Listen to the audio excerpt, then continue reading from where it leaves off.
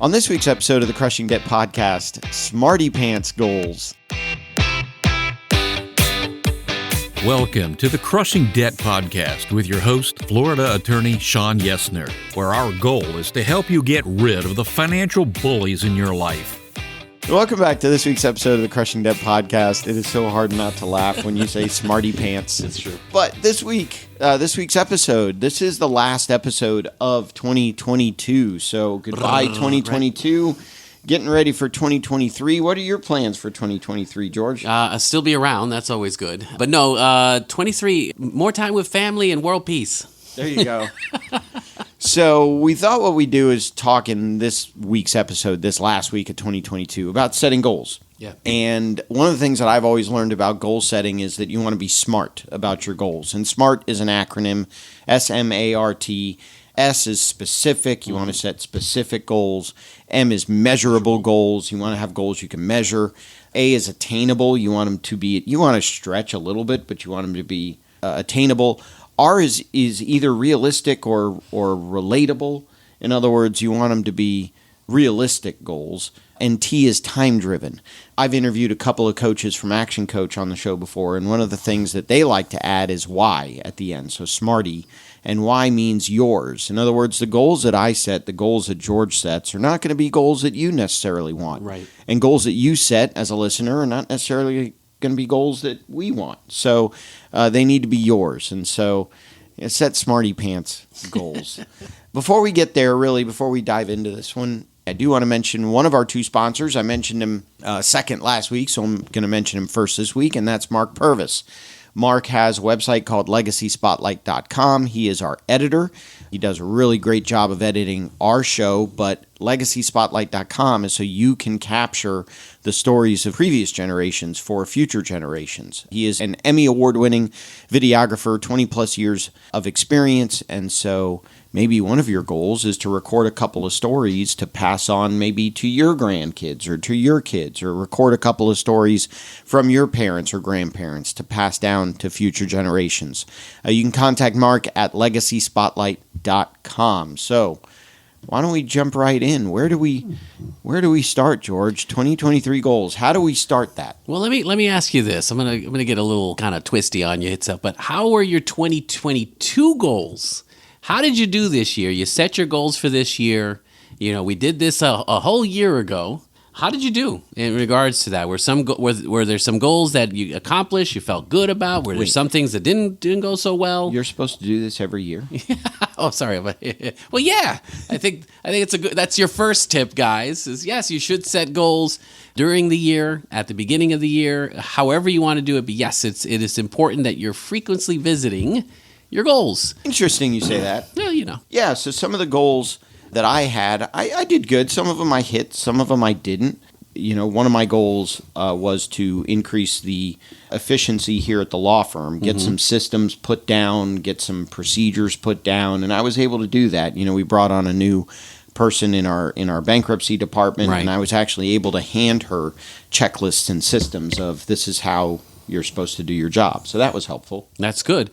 I had some goals, from a business perspective. As a coach, a number of clients, was able to meet those goals throughout the year, learn a little bit more on how to be a better coach, and obviously providing material, expanding the business. So the little things like that for me, I have smaller goals in regards to it, but definitely things that I feel are attainable with what I do and what I'm trying to do with this business. So that's what you have to do. And again, for me, some of the things that I did do well too, networking. I felt like I expanded my network, met some guy in a meeting called Mr. Yesner here, and was able to expand my horizon and join a great podcast here. So it's just little things like that I didn't plan for, but obviously it gave me a little bit more productivity and allowed me to continue that expansion as well. So it was kind of nice. It was kind of nice from that perspective. Yeah. I mean, I had networking goals of getting more involved with different organizations, and boy, did I get involved in some stuff. Yes, you do. This past year. Check and check. So I had some of those goals. I did have a goal of getting a co-host for the show, so that one I can clearly check off my list. I guess we're still debating that one. We'll see. At least I can check that one off. one of the goals that we had was to put the Patreon page together. Yep. That's now put together, and that's going to be, I think, as we get into the episode a little bit more, that may be one of the goals for 2023. Absolutely. Is now that we've got the page, what do we do with it? What do we do with it for us? What do we do with it for the listeners? Yep. Are we going to fill it with a certain amount of content, member specific and measurable? Yes. So are we going to fill it with a specific amount of content? What kind of content? All that kind of stuff. Some of the other goals, I put down, although it's strange, I put down goals to take vacations. Okay. That's not a bad idea. To make sure that I do that. Make sure I carve out some R&R time for myself and my family. I'll sign up for anything and be part of every group. And of course, hardworking lawyer guy too. I would imagine, you might have to remind yourself that taking some time off is a good thing. Yeah. I set goals to speak at certain events. And so I spoke at PodFest 2022. I'm unfortunately not going to be able to go to PodFest 2023, but I think I'm going to try to force George to get there. Yeah, I think we'll have some representation so there. We'll get we'll be there. Okay. I will be in Jacksonville at my son's soccer tournament for PodFest. So if you're listening to the show and you are interested in going to PodFest, go to podfestexpo.com. And you can check out PodFest, including the hotel and getting tickets and all that stuff. And I'm gonna see if I can force George to go, so you'll be able to meet George in person at PodFest. Good choice of words. Yeah.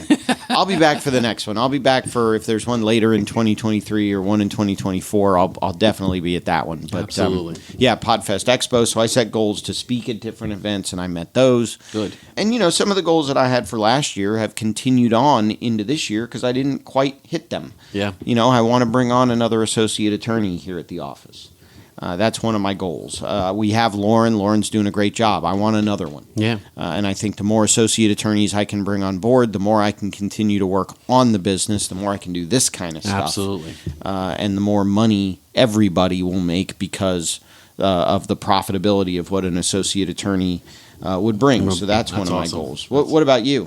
For me, as much as business, I get that. But I think you touched upon it a little bit. For me, the personal, health is important, spending time with family, and just being more focused, being more present was one of the goals that I set. It sounds silly in that sense, and again, how do you measure that, right? How do you do that? For me, it's more of just, being engaged from a conversation perspective, not just people with, that I work with, people that I coach. I think it's funny how we tend to be very different at work sometimes than we are at home. So I think for me, it's not that I want to be a director at home. Right. Trust me, I have no power at home itself. I've got 3 women I'm dealing with, so never win an argument either. But what I'm saying is just be more present for them. We always think there's always tomorrow, and you just don't know those kind of things. And for me, I just love for me to be more focused, be there, spend the time, watch a show, go to play basketball, do this stuff with my family itself. Because for me, the kids get older, we get older. There's no guarantee in regards to tomorrow. So for me, as I'm getting a little older, that's something I also try to focus on from a goals perspective. Yeah, and I did the same thing. I do a lot of running, and so I set goals. I wanted to get back to running a 5K without stopping. And I like it. I hit that one. I wanted to run a 5K sub 12-minute miles. I'm not quite there yet, but I'm a lot closer than I was this time in 2021. I've talked a few times about my health issues, about sugar and that eating healthy and eating better. I am lucky that I am not taking insulin for my diabetes, but I do want to get off some of the pills that I'm on. Right. And again, I haven't accomplished the goal, but I'm a lot better off now. I mean, gosh, a year ago, it was a brand new diabetes diagnosis. Right. Now I'm a year plus into it. The medications have been adjusted a couple of times, and they keep going down. Nice. So if I can keep that up. In terms of my family, I know my younger son is in Cub Scouts. I want to continue on with that. Yeah. Speaking of, when you set goals, is it just for you, or do you and your wife set goals? Do you and your kids set goals? How much of this do you get into with your family? Well, you got to think about it. So yes, we do it personally, right? So we have individual goals. But my wife's my partner, so she has goals, and we need to have those conversations and have the discussion, because sometimes our goals may impact our relationship. If I'm going to want to make more money, that means I may have to work more. That means I have to do. That means I may not be in the house or present. So those kind of things, if we have those conversations and we share those conversations, you'll be surprised. It's not just, hey, what's the impact, but hey, how can I help? Where can I provide the support so that that goal itself is attainable not only for you as an individual, but that's going to benefit us as a family as well. Yeah, that's probably a discussion I need to have with I do. My wife knows what my goals are. I share a lot of this stuff with her. My kids don't, though. I may need to start to wrap them into these conversations. Mine's are older. I've got a 19 and 15-year-old, so they're a little older, even though they don't want to listen to me when I'm talking itself. It's more of a, dad's doing this. Mom and dad actually are doing these kind of things so that your lives are a lot easier when you're getting ready to start your careers, start your families, things of that nature as well. So they're included, even though they might be in one ear out the other. Right. So shooting back to business, what are some of your business goals for next year? So for me, it's set an amount of clients, 10 to 15 clients. Introducing or expanding on the group coaching and providing the services from that perspective. I'm more of a math guy than an English major, so writing a book would be outside of my comfort zone. But maybe get a ghostwriter, right? Is have my wife and say, "Hey, sweetie, you know how I think. Let's talk." Yeah, you can do a ghostwriter easy. Exactly. So little things like that is what I'm looking for, education-wise, how to be a better coach, how to be a better person. Active listening is tough. And I always say, it's easy to tell people what to do. It's harder to listen to people and what they're going through and really just allowing them to kind of work through their situation. You'd be surprised. A lot of people know what they need to do, especially with finances. Just letting them kind of talk things through, you'll be surprised they get to the same point, even though, me as a coach, I'm not telling you what to do. I'll be going over things with my dad, and he'll say to me, you know the answer. You just want me to tell you what you already know. So that kind of stuff. Yeah, I agree. I have goals related to, I don't do number of clients necessarily. Sure. I do revenue-related goals. Right. And for me, one thing we discussed on last week's episode, raising prices. Mm-hmm. So if I set a revenue goal, I still may be able to hit that revenue goal with the same number of clients or even potentially a few less clients if I just raise prices. Right. So for me, it's, and I get it. And I'm not saying your goals are bad or wrong. Or I know they're like not, that. so it's okay. So yeah, I'm talking to the listeners. Oh, them. I'm sorry. So these are just, again, they got to be personal to you. So if it's easier for you to, if you're in a situation where maybe you don't control your prices, or if you're in a situation where your prices are maybe set based on the competition that's out there, and so prices and revenue aren't necessarily something you can impact unless you get more clients, then yeah, getting more clients could be a good goal. I tend to do revenue-related goals, and plus, with revenue-related, with me having employees too, if we set revenue-related goals here at the law firm and we hit those revenue-related goals, then I've also got rewards for the staff baked in there that if we hit X, then I will do this for you. So I tend to go revenue-related goals. But yeah, I've got revenue-related goals. I've got goals for hiring other attorneys, increasing the efficiency of the law firm by making better systems. One big thing I have on the horizon, it's interesting. I took all of the material that I've been collecting from all of these coaching resources over the 20 plus years I've been in business for myself. And one of the things that I really want to do before the year is over, so probably as we go to Christmas break and we have some time and I can just sit at home in quiet, we'll see. You got two kids, man. Yeah, it's not going to happen. But take all this stuff and maybe narrow it down.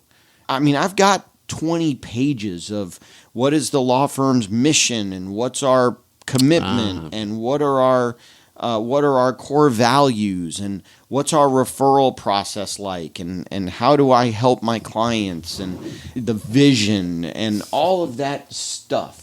Yeah, take all of that stuff that I've gotten from all these different sources and combine it into maybe, 2 to 5 pages. Makes sense. And then that way I can even give that out to clients and say, here's our marketing literature, our marketing package. Yeah, here's the mission statement. Yeah. Here's what value I bring. Here's what drives value. Here's how I work from integrity from that point of view. So I think it's a great idea. I think a lot of people from a business perspective don't take the time. It's just work. But take the time to settle down and just kind of look at why are you in business? Yeah. What is it that your value you're bringing to your customers? What additional value do you want to bring to your customers? Something might change. As much as we think I set my value statement and my mission statement 10 years ago. I'm like, yeah, we've got It may have changed in 10 few years. recessions, things like that. Life has changed our path. Those kind of things. The way you present to the business has to change as well. Something really interesting about mission statements as a kind of a side note. I was in bankruptcy court, 2 years ago, year and a half, 2 years ago, 3 years ago maybe, at the bankruptcy clerk's office. And they have their mission statement up on the wall. And I was reading it, and one of the clerks said, "Oh, you like our mission statement?" I said, "Yeah, it's fantastic." Now, don't quiz me on what it is. It was 3 years ago, and it's not my mission statement. But I said to her, "You're proud of that mission statement?" She said, "Yeah, I helped create it." And this is one of the clerks in the clerk's office. And I Nice. said, "You helped create it?" And she said, "Yeah." She said the judges and the head clerk all took us, we went out to lunch one day, and they all talked to us about what are the things we want to accomplish as the Tampa Bankruptcy Court. Right. And they took all of the ideas from all of the staff and all of the clerks, and they put it into this mission statement. And I thought it was really cool that the clerks had bought into the mission statement because they created the mission statement. Makes sense. So that year, when I met with my staff, we do an annual meeting of where did we start the year, where did we end the year, where do we want to go next year. That was one of the exercises we did. And so S.M.A.R.T.Y Law's mission statement was basically created by the staff. I love it. And I pulled stuff from the mission statement to create the core values. And so that's how we came up with that. But I like to do a lot of that kind of stuff in that week between Christmas and New Year's. We do close for a handful of days in that time period. Some businesses close the entire week, Right. whatever. But that's kind of my quiet time to say, okay, what do I want to do personally? What do I want to do professionally? Where do I want the law firm to go? I want the staff's input, but ultimately my law firm. So, Has your name on it. yeah, where do I want it to go, and what do I want it to do? Fair enough. You had mentioned a few things there as well, but when we talk about setting goals, personally, business-wise, some of them are going to be short-term, some of them are going to be long-term. That's the other thing too. Like some of the short-term, what's realistic over the next few months, maybe 2 weeks, whatever it might be, that might impact some of the things that you're trying to do long-term. 6 months, a year from now, 5 years from now. So I think start short-term. Kind of see what you can do over the next few weeks, and then how it can kind of manifest into some of the long-term goals that you may have. Yeah, I might even suggest doing that backwards. So in other words, Okay. where do I want to be in 5 years? Okay. And then in order to be there in 5 years, where do I need to be at the end of next year? And then in order to be there at the end of 2023, where do I need to be in the fourth quarter? Where do I need to be in the third quarter? Oh, I like it. Where do I need to be in the second? And in order to get there by the end of the first quarter, what do I need to do in March and February and January? And keep breaking it down. I mean, frankly, it's kind of like the discussion we had last week about the budget. Mm-hmm. I don't care if you say, I'm going to start here and project out 5 years, or if you start 5 years down the road and project backward. As long as you're doing it, right. I guess it really doesn't matter. Go through the exercise, putting it out there, see what falls into place. Because I always look at it as we don't know what 5 years from now is going to look like itself. I understand we say, hey, I would want to be CEO of this and this and that, or CEO of my own company. You are CEO. Well, I forgot about that. That's good. I thought I was paying somebody else. Okay, but yeah, those are the little things that you kind of like. Okay, well, what am I doing today? What am I doing from that? So I look at it that way of like, well, I'm going to do these kind of things that will allow me to do the next thing, that will allow me to do the next thing. Yeah. But I like your approach. I do. Yeah. I kind of look at it as like, well, 5 years from now, I want to make $500,000 in revenue or whatever. Well, what do you need to do today and next week and the 5 months from now to continue to make that thing go? I like that. I'm a big fan of, and it's weird because I never really believed in it until I started doing it, but who is it? Was it Jim Carrey, the actor, said he wrote himself before he became really famous. Right. He wrote himself like $1 million check or a $10 million check. Oh, I think sounds something familiar, like the story. that. Mhm. He wrote himself a huge check, and he kept it in his wallet. And then I think one of his breakout roles, maybe it was Ace Ventura. I don't know what came before Ace Ventura. It was one of those movies. Yeah, Ace, Mask, whatever. Yeah, Mask. I hear you. It was one of those movies. He actually got a paycheck for that movie in the amount of the check that he was carrying around in his wallet. Nice. And so I do that kind of stuff. I got a check in one of these books that I think I wrote it to myself for $1 million. Okay. And so I haven't hit it yet, but we'll see. If Soon enough. if I try to submit it to the bank, they're not going to know They're gonna what look to at do you with funny. me. Yeah, but I'm They might working arrest on you it. is what they might do. Probably. But I'm getting there. That's awesome. And you know what? I like the idea, especially for our young folks itself. For me, it's like, we always say dream big, right? It's that means career. That could be the type of vacations you want to be taking, the type of retirement you want to have. I know it's hard when you're 25 to kind of think about what you're going to look like at 55, 65. But this is where we talk about, what we're doing today impacts our ability to do those things in the future. We always say compound interest and investing and all of these things take time. It's hard to tell somebody who's young to go, hey, dude, you're going to be old one day. It might be a good idea to at least set aside some stuff to prepare for tomorrow. Yeah. I mean, I was a creature of that.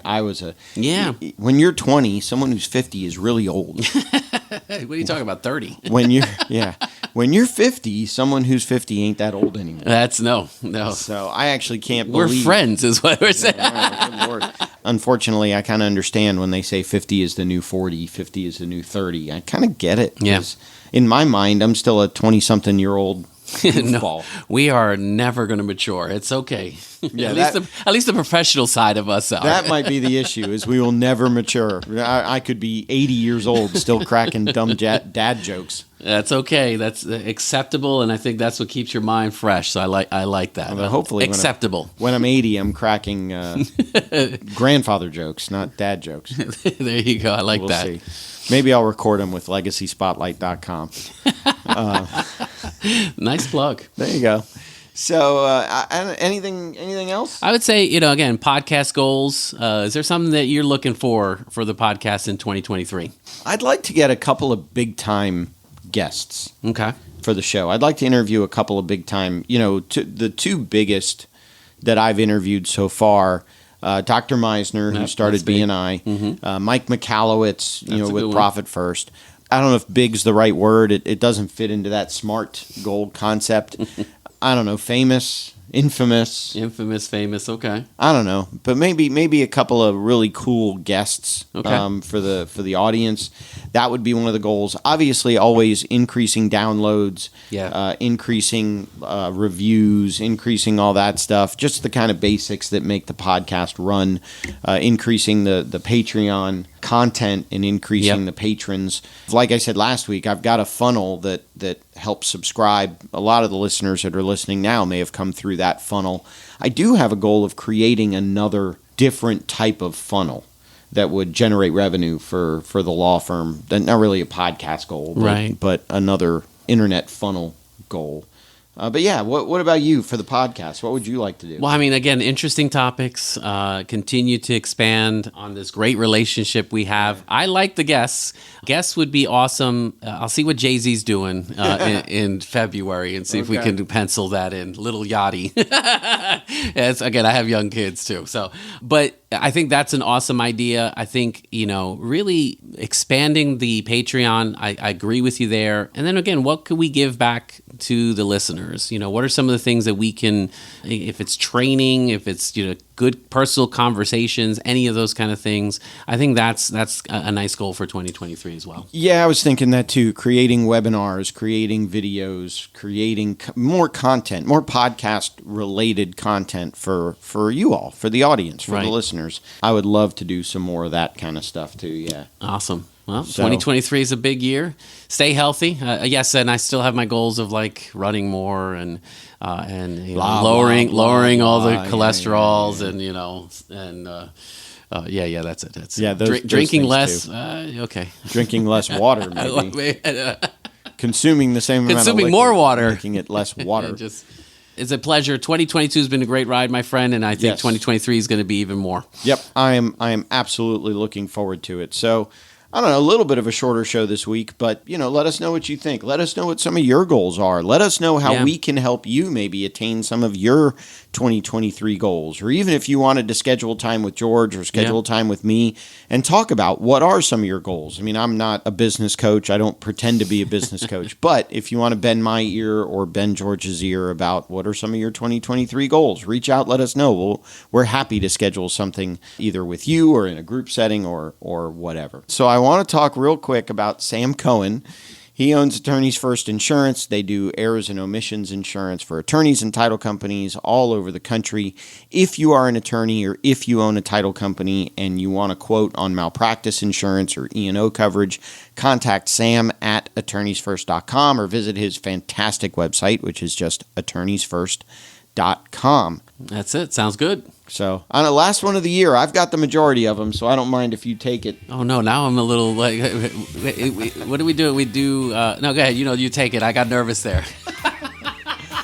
So, hopefully, There you go. That's the word. your 2022 and 2023 goals will help you to have more money at the end of the month rather than more month at the end of the money. So that'll do it for this week's episode, and we look forward to talking to you in 2023 for the next episode of the Crushing Debt Podcast. If you have questions that you think would make a great topic for a future episode, please email Shawn or connect with us on social media. Shawn Yesner and Yesner Law, PL, are Florida licensed attorneys. The information contained in this week's episode is not a substitute for legal advice. Your situation may differ, especially if you are located somewhere other than the state of Florida. If you have questions, please contact our office or contact a local attorney. Thank you for listening to this week's episode of the Crushing Debt Podcast.